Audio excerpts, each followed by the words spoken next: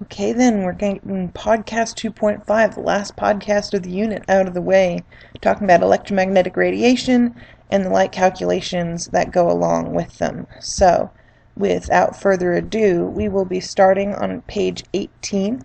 In class, we should have gone over that top part of the page, so we're going to finish out that page and page 19 all the way from top to bottom. So, if you did miss what we did in class, these are the notes that we filled in on the top half of the page. It's kind of a lot of little bitty details, so get it copied in and written down and look over it, but also make the time to come and talk to me about how you're going to see this on your test, because I want you to be ready with the right information for the right types of questions. So then we're going to pick up here in the middle of the page where it talks about the continuous spectrum and the emission line spectrum. Go ahead and take a little bit of time to get this filled in with some colors and kind of blending that continuous spectrum together, while the emission line spectrum has those separate colored lines with gaps in between. What we're going to be talking about now in the podcast is where those lines come from and how did they calculate the energies that they're at. So, Bohr was studying electrons and how they moved around in the atom. And what he came up with was that each line is produced by the emission of photons, not protons, but photons. This is light packets of certain energies, and the energy of that light was equal to the difference between the electron's ground state and their excited state. Now, what do I mean by ground state, you might ask? Well, ground state is the lowest energy state of an electron. When we've been writing these electron configurations, those are also sometimes called the ground state electron configuration, because that's where they should be when the electrons are behaving and they're at rest. Then, if you add some energy into them, Bohr used the flame test, so he used fire to add energy to them. We used electricity in class. Those electrons jump up to their excited state. And that's always going to be higher than the ground state because they're jumping, because they're excited and they have so much energy. But that excited state is unstable. So the electrons aren't going to be able to stay there. They're going to fall back down to their ground state. Now, in order to jump up, they're going to need to absorb a very specific amount of energy. And when they fall back down, they're going to release or emit a very specific amount of energy. And Bohr did all of his studies on the energy of these lines, and he always saw the similar lines produced for similar elements. And he surmised that the longer lines, the more energy levels that the electrons had to pass through, the higher energy light was released. So, like we said a moment ago, the energy of the light was equal to the energy difference between those energy levels. So because he only saw certain energies of light, there are only specific transitions, so only specific levels that the electrons could travel between, kind of like an elevator traveling between floors of a building. They could go to any floor, but there was always very specific distances in between it. The elevator never stopped between floors, so our electrons never exist anywhere but on those specific energy levels. So we're actually going to put some of that into words on the next page. There's some lines over to the side you don't really have to worry about. These three famous people investigated these specific transitions from electrons falling from these higher energy levels to the first energy level in the case of Lyman, or the second energy level in the case of Balmer, and Mr. Paschen, who did a lot of research on electrons falling to the third energy level. So these are just famous people with their studies. There was more than just Bohr doing research on these electrons and their energy level, but we're never going to be tested over that kind of thing, at least not until later on. So explain on the next page at the top. It asks us to explain why atoms produce unique line spectra instead of continuous. I kind of just talked over this, so let's get it written down. Because the electrons exist in specific orbits, at set energy levels, they can only move between those energy levels. And because the light that we see is emitted from electrons moving between energy levels, the electrons can only absorb and release certain energies or colors of light, which would produce those very specific lines in specific spots and won't fill in all of those gaps in between, because there's not every single type of energy available, only very specific types and colors. So, get that explanation down the best you can, and now we're going to get into the calculations, which honestly aren't quite as confusing. They're pretty simple equations. There's actually two equations we're going to go over because there's two different kind of groups of scientists that had different perspectives on light. It ends up both of them were right. These wave people thought that light acted like a wave, and there was a lot of evidence to back them up, like the fact that light can bend around corners. Even if the light isn't pointing directly at you, you can still see it. So they said it must be a wave. And they came up with this equation that you see here, C equals F times this weird kind of upside down Y. Well, C is the speed of light, F is frequency, and that little upside down Y is the Greek letter lambda, and that represents wavelength. So, what is the speed of light? Well, this is a constant. It's on your formula sheet. You never have to memorize it. You just need to be able to find it. And it is always equal to 3 times 10 to the 8th. No matter what type of light you have, it all travels at the same speed. Even high energy, low energy light, it's traveling at the same speed. 3.00 times 10 to the 8th meters every second. And when we put that in our calculator, remember, we need to use the E instead of the scientific notation's times 10 part. So we always put 3.00 E8 into our calculators when we actually need to use this. F stands for frequency, and the units for frequency are kind of weird. They're hertz, Hz, which technically represent per second at 1/seconds units. You might see sometimes. And then remember, frequency is how often, how frequently a wave passes a given point. And so this is saying how many times per second something passes by a given point. And then wavelength is a complicated looking symbol, but simple meaning. It's literally the length of the wave, and we're going to measure that in meters, just like every other length.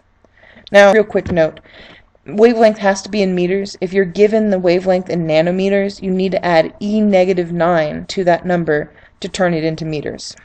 So 350 nanometers, I'd take the number I have and turn it into meters. I'd make it 350 E-9 meters. Now, technically that's not proper scientific notation. It should be 3.5 times 10 to the -7.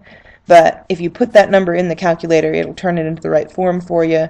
But you don't need to bother with that. It'll always come out right if you just take any nanometers number and add E-9 to it. That's literally what nano means. It's E-9.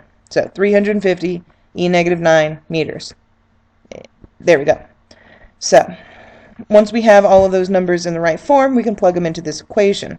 But unfortunately, this equation isn't super useful in the way that it's written because it solves for C, and C is a constant that we always know. So we're always going to have to rearrange this equation. And so it might be worth jotting down these two different forms of the equation. Whatever I'm solving for, I'm going to have to divide by the other variable to get it on its own. So F is equal to C divided by lambda, and lambda is equal to C divided by F. So you're only going to have the original equation on your formula sheet. You need to be able to come up with these other two equations when you're required to use them. So let's work out a problem. This first example, I'm going to use the guess method, kind of an abbreviated guess method to set up my problem because I don't want to write out too much stuff, but I still need to find my given and my unknown, and that's going to help me frame my problem. So my given, I see this number here, is my wavelength, so I'm going to make a little note there that I'm going to be plugging that in for lambda whenever I get there. And the question asks us, what is the frequency? So I'm looking for frequency. So I'm going to look on my equation sheet when I have to and figure this out on my own and find an equation that has F and lambda in it, and hopefully it doesn't take me too long to find this equation. But that equation doesn't help me too much because I want to solve for frequency, not for C.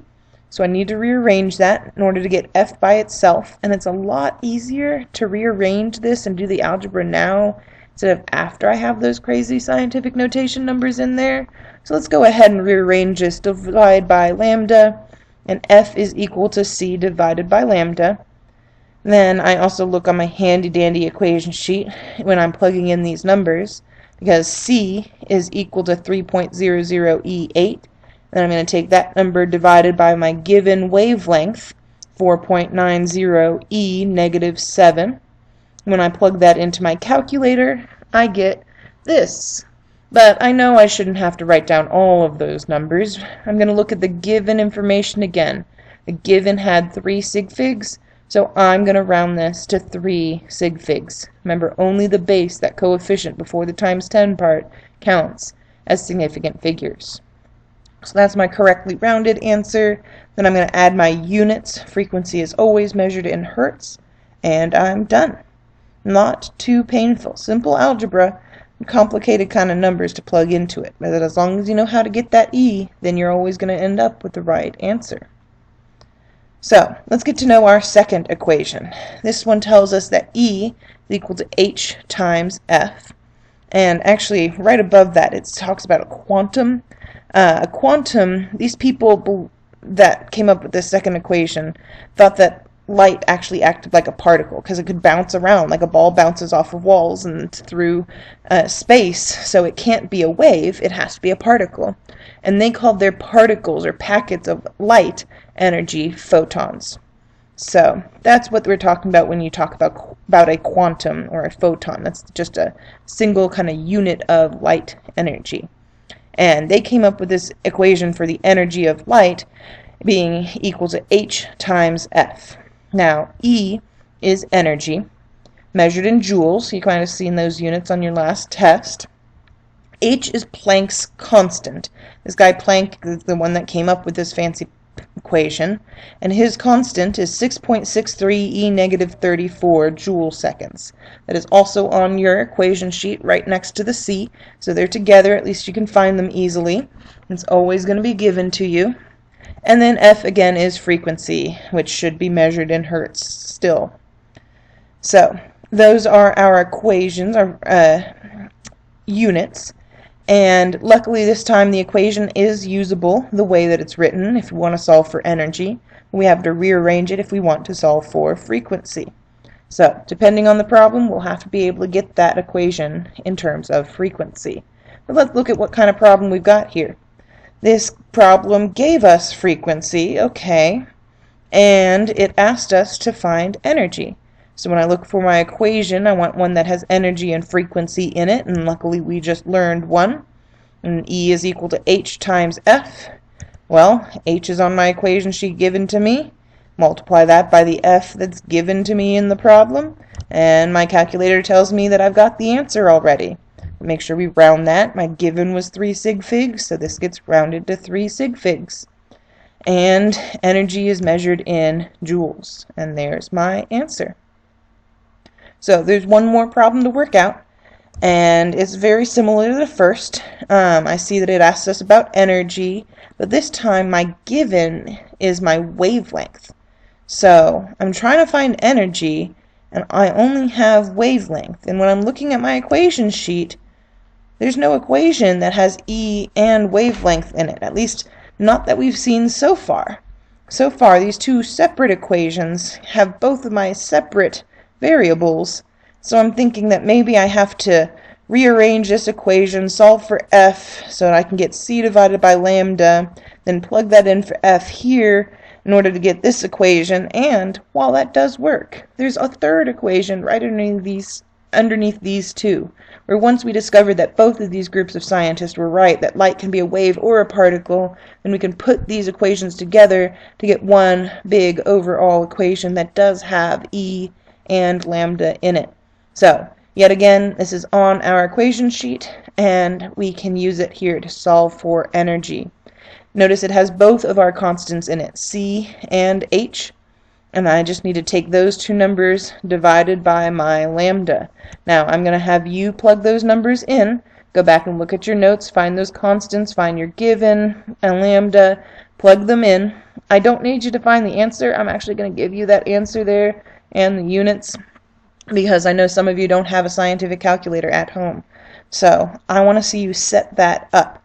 Put the numbers in the right places, preferably with E instead of times 10, just so that your problem is like ready to type into a calculator, and when you get to class you can type it in and check it and make sure that you can do this type of conversion and calculation there. So that's our time, and that's all that we've got to do, these two types of equations.